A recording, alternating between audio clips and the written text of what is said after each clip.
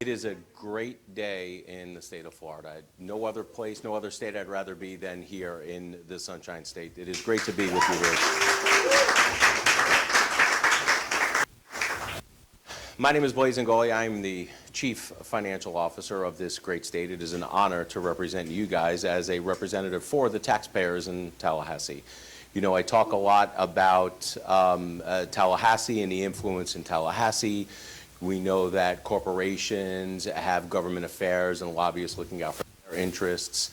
We have trade organizations looking out for their interests. In fact, government itself has lobbyists, and they are looking out for government's interest. And I just thought it was time that we start looking out for the taxpayers' interest. And I think that's where I come in, making sure that I am doing everything that I possibly can to keep this state as affordable as we possibly can. I am here on probably not so great news for the taxpayers of the city of Fort Pierce. I'm often referred to sometimes, that's sort of an oxymoron, as the Jim Cantori of wasteful spending. When I show up, it's usually not great news. So I am here today to reveal what I think is excessive and wasteful spending of the city of Fort Pierce, and I think we're going to show you not only is tax reform needed here in the city, but it is very much doable, and it is about time that we offer some relief to the residents. So since entering this office as your CFO, I have been on this mission, trying to contextualize and put a number on just how much government has grown over the last 5 or 6 years, ever since COVID. We all know that government has grown. We can see it in our bills. We can see it as we go around our communities, but no one has ever put an actual number to it, and that's where we are coming in. There's a methodology that we use in order to do this. We're going to walk through the methodology, and hopefully you will agree with me that it's about time for property tax reform and put more of this money back in the pockets, the wallets, and the purses of the taxpayers who pay it, and not in the hands of government and government bureaucrats. So we have been doing this exercise across the state. We have done 13 of these reviews, or audits, if you will, FAFO audits, which stand for the Florida Agency for Fiscal Accountability. It's not what you think it stands for, so stop. But over those 13 local governments, we have identified $1.97 billion with a B in excessive and wasteful spending across those jurisdictions. Now, this is not a cumulative total. This is a total of just last year alone. This shows that government has grown way too fast, way too quickly, and put too much strain on the taxpayers who are supporting the government. Just some numbers, and there will be there is a method to our madness and why we are here today. So as we start going through these, we stop off at different locations, and we go to these different locations, these different counties, for different reasons. So we went to the city of Jacksonville. Jacksonville consolidated government with Duval County. It's one of the largest cities. And we found $199 million of excessive and wasteful spending in that county. We went to Jacksonville because it was a large city. We also went to Broward County. Broward County is a deep blue city, and we went there to show what was happening in that deep blue city. But we also go to deep red counties. We went to Manatee County, which is deep red, and we found at that point, which was one of the worst offenders in the terms of the highest percentage overinflation in the population, and they had wasted $112 million of taxpayer money last year alone. We also reviewed Miami-Dade County. Miami-Dade County, we have found $302 million worth of wasteful and excessive spending just last year alone. I tried so hard to find another $3 million so I could say Miami-Dade 305, but I could not get it. I tried. But the reason why we went to Miami-Dade is because we wanted to show the growth and the size of government. Over the last 5 years, I want to say that they had added 3,500 new employees to government, and their budget went up almost $900 million over that time, showing how large that government has grown. Nassau County is a county where we had a explosion of people moving there, very rapid growth. And we were showing that that rapid growth does not necessarily mean that government needs to grow as fast as population. And we found $53 million worth of excessive and wasteful spending. St. Petersburg, we stopped off in St. Petersburg, Florida. Why? Because we know that they have a bunch of infrastructure problems in St. Pete. They have sewers and wastewater projects that have been neglected for decades and decades. In fact, it's so bad in St. Pete that when it rains, they have to discharge a lot of the wastewater into the bay to relieve the system. Now, they are in desperate need of an upgrade. But so on the, they are talking about putting a taxing question on the ballot in this November to ask the voters to appropriate more money to them so they can get more money so they can fix the infrastructure. Until you find out that last year they wasted $50 million of taxpayer money, and they had the money, they just chose it, they chose to waste it on bureaucrats. So all of that is happening, and then probably the worst offender of all in terms of dollars, the Palm Beach County, who had a total of $344 million of wasteful and excessive spending. Before we start with the numbers on the city of Fort Pierce, I do want to recognize some people who were in the room. Sheriff Del Toro, Sheriff is in the back. Sheriff, thank you for everything that you do. Appreciate you. And even though she is not here, I'm supposed to say that even though she is in Tallahassee fighting for the taxpayers, Representative Trabulsi is my favorite representative of all. Hi, Rep. Thank you for everything you do. So now, across those 13 governments, there was 1.97 billion, let's just call it $2 billion to be even, $2 billion worth of excessive and wasteful spending. That is money that could have been easily cut from their budgets and returned to the taxpayers. And the reason why we are here today is because the number that could be returned to the taxpayers in this city is probably the highest that we have seen. So again, a method to our madness. We just don't pick these willy-nilly. We pick them for a reason because we want to make the case and lay the case for property tax reform. Now, I want to be clear on those cuts to the budgets. That is the cut to budgets where we believe it will not harm services whatsoever. So if you have a local government saying that you're going to have longer 911 wait times, if you go and call your sheriff is not going to be able to have people dispatched, or if you call EMS or fire, they're not going to come as quickly. That is absolutely BS. It is scare tactics, and all they are trying to do is get you to vote no on the property tax reform so they can keep their big bloated budgets. Do not fall for it. It is not true. It is not accurate. In fact, government has grown so much over the last 5 years, I think they can still cut all of the waste, keep the amount of money for fire and police, keep on adding fire and police, because as populations grow, so should fire and police. What shouldn't grow is the bureaucracy underneath you, okay? Because we have known, history have shown that the larger government grows, the more intrusive they become, the harder it is to work, and the worse it makes you for your friends, your family, and especially if you are a business. So please do not fall for the scare tactics. In fact, you know, it's a little bit nefarious. So everyone here, I'm assuming, pays some sort of property tax or through other areas. What you probably don't know is that a portion of your property taxes are going to fund organizations that are actively lobbying against you, the taxpayers.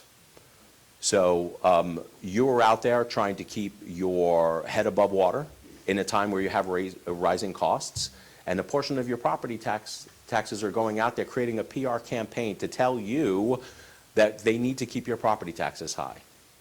It's a little nefarious, and I think it's something that we should think about going forward. So a couple of things is that they are going to try local governments. I'm going to tell you, we've been doing this exercise now for the better part of 5 months, and every time we do it, we predict what local government is going to say. They're going to say that our numbers are inaccurate. They're going to say that they're going to have Sunday editorial writers write pen op-eds in the Sunday paper saying that they can't cut anything. It's going to be impossible for to cut. And all of this is just meant to distract you from the fact that they are taking your money. But the biggest thing that they're going to do is they're going to try to refute our methodology. Okay? The methodology that we coming up with these numbers. I want to point to this board right here and what it says on this board, because this board, and the quote, validates what we are doing. At the James Madison Institute, which is a fiscally conservative think tank organization, we believe that the FAFO methodology, specifically they're talking about the FAFO methodology, similar to what has been enacted in law in states like Colorado and Utah, is one of the most effective tools to demonstrate the need for tax relief for Floridians and to rein in local government spending. So as much as a bureaucrat wants to say that we just made this methodology up, we just picked these numbers out of the air, no. By a show of hands here, how many have heard of the state of Colorado? How many have heard of the state of Utah? Right? Colorado in 1993 voted into their constitution a taxpayer bill of rights. And basically, among other things, it says that if government grows and if you collect taxes and fees over and above what is allowable for inflation and population growth, guess what? You should be giving it back to the taxpayers because government grew too quickly.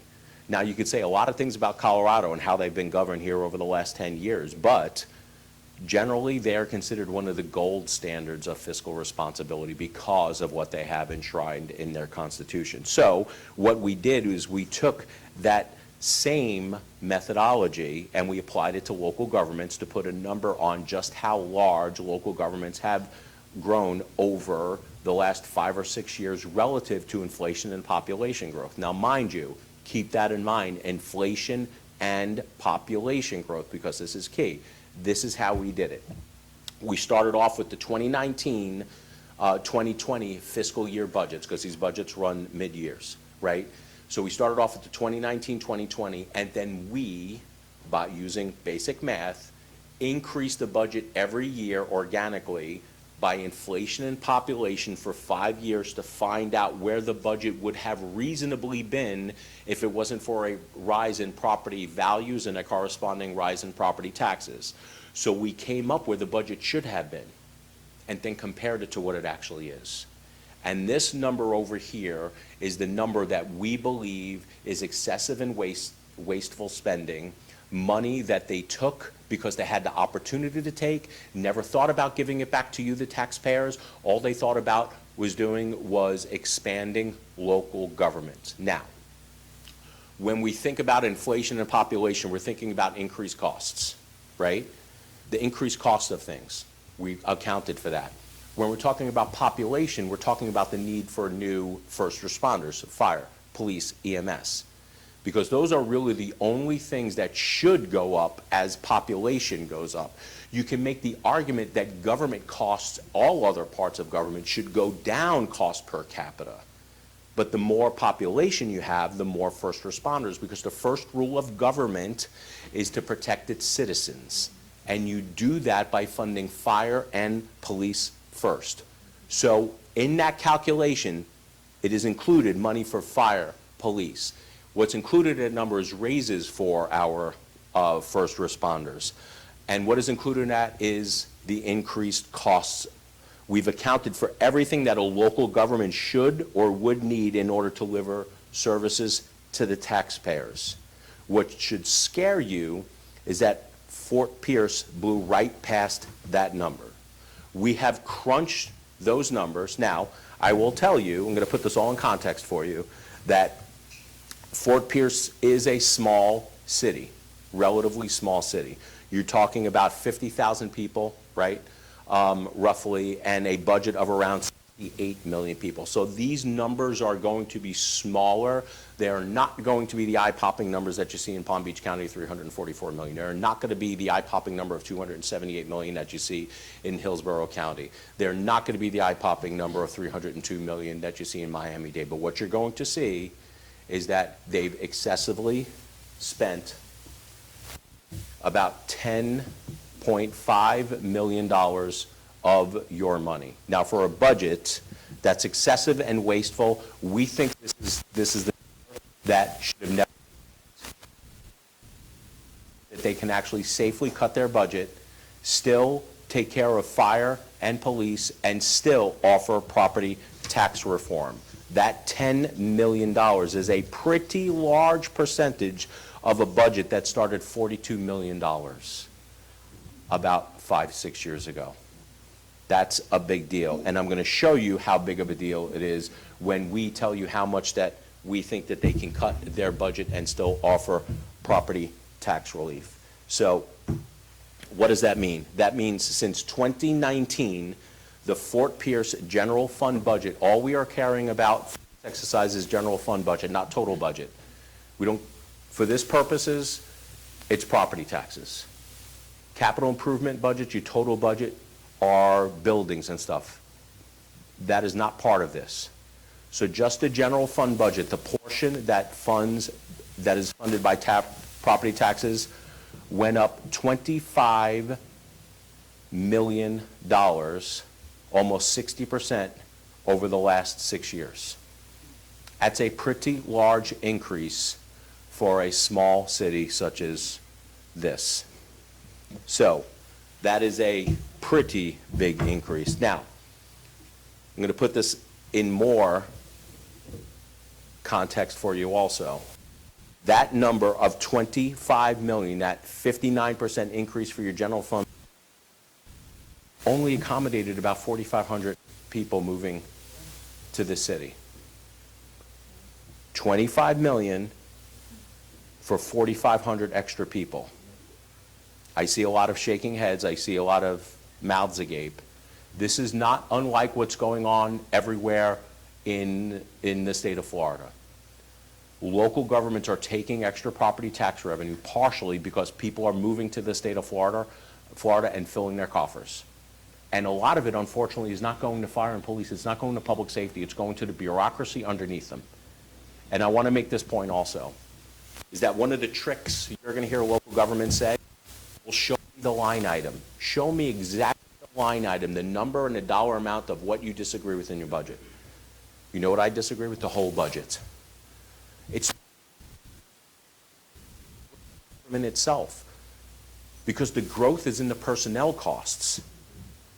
I feel bad for some of these. I truly, look, as a staunch fiscal conservative as I am, and I want to keep government small and accountable and cost less, I feel bad for some of these employees that just been hired by these governments across the state of Florida over the last 5 to 6 years, because they're going to be in fear of probably their jobs.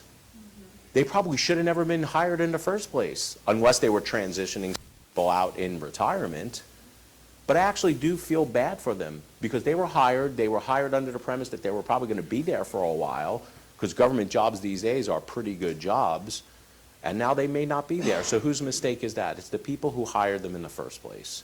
Should have never hired them in the first place, should have never let government grow to the position that it's grown right now. So what does this mean? We're going to put that number into context, the 25 million into 4,500. That means person moving in, it went up around $5,500.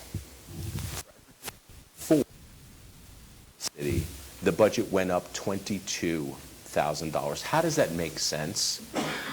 It doesn't make sense. In the private sector, when you have work, the private sector becomes more productive. They do more. Most of the time, you will have employees in a private sector sit there and say, I'm doing more. I'm going to prove to my boss that I'm going to do more. I'm going to prove to my boss that I'm going to do so much more that they don't need to hire anybody else, and I'm going to ask for a raise because I'm worth more. Not government. They basically see a couple extra papers on their desks, and then they start putting out applications. They ask for applications for extra people. Government works the opposite of way the private sector works. So this is a concerning number, and it should concern everyone here, is that how many people did they hire for those extra 45 people? 4,500 people, 90. 90 new full-time equivalent people, employees, just to accommodate for an increase of 4,500 people. When we talk about the increase of government and the bureaucracy that is growing underneath you, as taxpayers, this is what makes it worse is this, is that of those 90, only 15 were first responders. Ask yourself the question, is government protecting you, or is government protecting their large, bloated budgets? Ask yourself that question when you read the paper in a couple of days and you start seeing elected officials or government bureaucrats be quoted in your paper or go on TV, because I promise you they're going to go on TV. They're going to be, the reporters are going to ask questions today, and then they're going to run to the elected officials and they're going to want sound bites. And it's going to be, CFO Ingoglia claims that we've excessively and wastefully spent over $10 million last year alone. Remember, that $10 million is last year.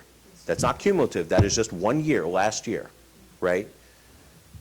And then they're going to say, well, he doesn't know how budgeting works. No, we know how budgeting works. I have been looking at local government budgets and federal government budgets for the better part of 25 years. I've been doing this for a very long time. The problem for local governments is I know where they hide the money. They know that I know the accounting tricks on how they get away with this stuff. And I'm here calling BS because every 20 years we seem to go through the same thing. We had the same thing happen in the mid-2000s. We had a rise in property values, a corresponding rise in property taxes, and then what happened? Everyone got angry, and we wanted property tax relief. And the property tax relief came in an additional homestead exemption. I'm going to explain to you what we have and what we had, and you are going to understand the problem. When the original homestead exemption went on the ballot years ago, when it was voted into our Constitution, the original homestead exemption was $25,000. At that time, the average home in the state of Florida was $75,000. That means the original homestead exemption exempted about a third of your home from property taxation. So what happened in I think it was 2012, we voted on a constitutional amendment that gave us the current structure that we have right now. And the current structure works like this. The first $25,000, which is exemption, exempts the first $25,000 of value. The next $25,000 is taxed. The next $25,000 over that, there's another exemption, but there's an exemption. You're exempting school boards from taxation when they're some of the most wasteful spenders in government. I have no idea. But when you blend it all together, it only offers on average between $39,000 to $40,000 worth of homestead exemption. The reason why property taxes right now are so problematic is that only is about 9% of your home. It used to be 33, and now it's 9. And this is why going back in and fixing the property tax system and reforming it for good is what we need to do. So we have crunched the numbers. And this is why we are here today. Again, biggest city, highest percentage, red cities, blue cities, cities that need infrastructure that they wasted money on. The reason why we're here today is because this is some of the highest numbers that we've seen in what they can offer in property tax reform.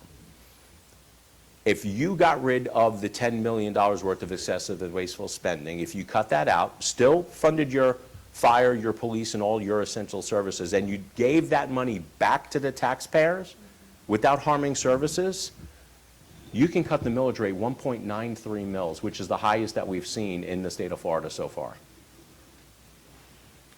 That is a lot. In fact, when we saw this number, now, granted, the city has a higher percentage of revenue coming in from property taxes, so there's going to be a higher percentage of a cut that's assigned to it.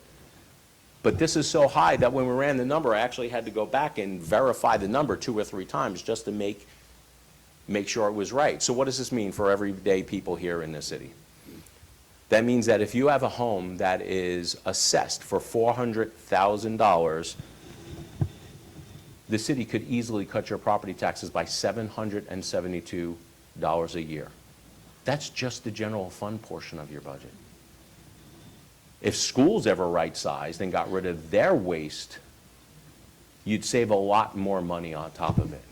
That's for $400,000. If you had $500,000, you'd be able to save $965 a year. Again, a large number. If you had a property that was assessed at $600,000, you'd be saving a whopping $1,158 a year. This is real money. You might want to get that. I heard it's government, and they're really trying to stop this press conference right now. This is real money that belongs in the hands of the taxpayers, not in the hands of government. Local governments are going to try to tell you that they need to keep it. It's totally untrue. Why do we know it's untrue? Because our methodology and how we do this has been validated by James Madison Institute. In fact, they are partners with this, along with other organizations. They come out and they explain that this is the right way to contextualize and put how large government has grown. There is our methodology right there. It is the base budget plus inflation plus population equals the acceptable budget growth. It doesn't have to be exact, but it gives you an idea of where the budget should reasonably be. And then we subtract it from what the actual budget was. And the difference is excessive and wasteful spending.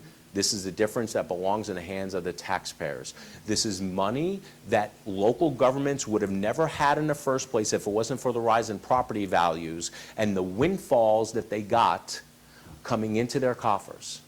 And this is the frustrating part. This is the thing that aggravates me as a taxpayer and as somebody who is looking out for the taxpayers of inside every government across this great state, is that every government took this extra money and spent it. They never thought of giving it back to the taxpayers. Now, local government officials and the politicians running for office are going to say, yeah, but we just cut your millage rate. Cutting your millage rate, if you have an increase, a sharp increase in your property values, still yields a property net tax increase. It's a game that they play. We need to stop falling for these games. If your tax bill went from $3,500 to $6,500 and they cut the millage rate, did your taxes get raised, yes or no? Of course it did. There's a game that they play. They love doing this. Don't fall the games. Here's a visual representation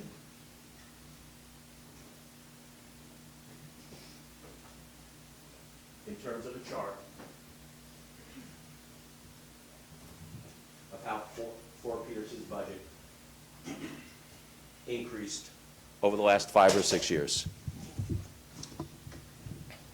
So in conclusion, we are here today because we are shining light on more excessive local government spending, keeping your taxes higher than it should be, and yet complaining when people want property tax relief. The people in this room have the power to make the change. It is unfortunate, but local elected officials had the opportunity to reduce your property taxes or keep your property taxes at least where they were, 2019, 2021 levels, and they chose not to. They chose to take the extra money and expand government. They had, since 2019, they had not 1, not 2, not 3, not 4, not 5, but 6 opportunities to get it done. And still your taxes went high. But the best part about this is that there will be a constitutional amendment on the ballot in November 26. What that amendment will be has yet to be seen because the legislature, that both the House and the Senate, have to figure it out. Is it going to get done in regular session? I don't know. Is it going to get done in special session? I don't know. But what I do know is that it would be political malpractice not to put a constitutional amendment on the ballot on November 26th because people are hurting.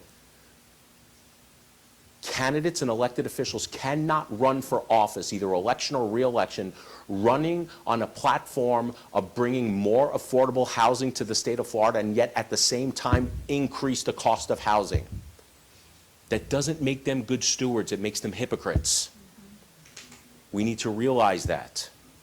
But the best part about all this is that every person in this room and every person listening to me on the live stream and eventually on the news, you all have the opportunity to do this for yourselves. Don't listen to the noise of local government saying they need this excess. Listen to your own economics in your own house.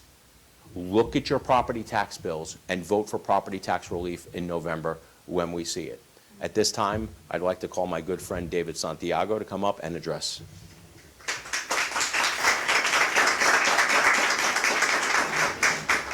Thank you, Chief. I'm sitting here smiling because my name is David Santiago, as the Chief said. And I have a few hats. You know, I'm the Strategic Director for Libre Institute, which is a sister organization for Americans for Prosperity here in the state of Florida. And I get the privilege to join our Chief often across the state and talking about these very important things. I also currently serve as a county council member just a little bit north of here, about a couple hours in Volusia County. I have previous experience also in serving in the legislature for 8 years. And prior to that, I served as a city commissioner in the city of Deltona, where I live. But I share that because, you know, Chief, this has been happening for years, and I'm very grateful of your leadership and what you're doing. But 20 years ago, when I was a city commissioner, this type of behavior was still going. It started. It happened before that. We had the opportunity at one time in the city of Deltona, and we had several $millions left over in our budget because we canceled some improvement projects that we were never going to pursue. At that time, I didn't know I was being innovative, but I said, well, if we have this extra money, let's give it back to the taxpayers. Sort of like you said, Chief. I was criticized, attacked for even the idea or the concept of giving taxpayers money back that is yours. So it began years ago. In the legislature, I got the opportunity to see firsthand from that side of it, but even on the county side. So now serving in the county, I'd like to take credit, Chief, for this tax reform or this elimination of property taxes, but I won't. But I'll share this story. About a year and a half ago, I made a motion in our county council, and I said I wanted support to send a resolution to the governor and to the cabinet and the legislature asking them to look into ways to eliminate property taxes. Because it's a broken system. It needs to be either revamped or eliminated. I think it can be eliminated. And we sent that letter about 2 weeks before the governor made his public announcement. Never saw it. I got a call from the media asking me, well, did you talk to the governor about this? And I was this close to taking credit for it, but I didn't. But I was delighted that our leadership in Tallahassee, our chief, our governor was already on it. They were seeing it. So I support that initiative. We voted unanimously out of Volusia County, our county council, to eliminate property taxes. I think we're the only one, Chief, that have done that in the entire state of Florida. We believe that it can be done. It's going to be a difficult road, but we are supportive of it as a county council. And again, Chief, I want to thank you because we have a CFO that has the courage to do this. It's easy to sit in Tallahassee, right, and have people come visit you. He's taking his time and doing the hard work and making enemies along the way, but he can do it. I like to describe our chief as, if you're going to war, that's the guy you want in the foxhole with you. So thank you, Chief. Keep up the good work, and I'm here to support you 100%. Thank you. You know, David Santiago brought up a very good point, and the point was I'm making a lot of enemies along the way. But for every enemy that I make, I'm making hundreds of friends, taxpayers. So some of the most rewarding things about my job is when I'm out in public, and a lot of times I might be at a Publix, true story. I was at a Publix, must have been about 3 weeks ago, and the young lady checking me out, not checking me out, my wife, I didn't mean that. My wife's probably like, checking you out. I'm at the checkout, and the young lady is ringing up my groceries, and as she handed me the bag, she said, I just want to thank you for everything that you're doing. It's actually making a difference. I was at a sporting event a couple of weeks ago, come out of an elevator, and the person walking into the elevator went, it's you. And I said, it's you. I'm like, I had no idea what he was talking about. He was like, thank you so much. I was on a flight, commercial flight. I was sitting in the very first seat on the aisle, and an older lady was boarding the plane. She had to be in her 80s. She passed by me. She kneeled down, put her hand on my knee, and said, thank you, God bless you for everything you're doing. That's what makes it worth it. So yes, I do know a lot of enemies, but I'd say it's the right enemies. I will taxpayers every day of the week and twice on Sunday.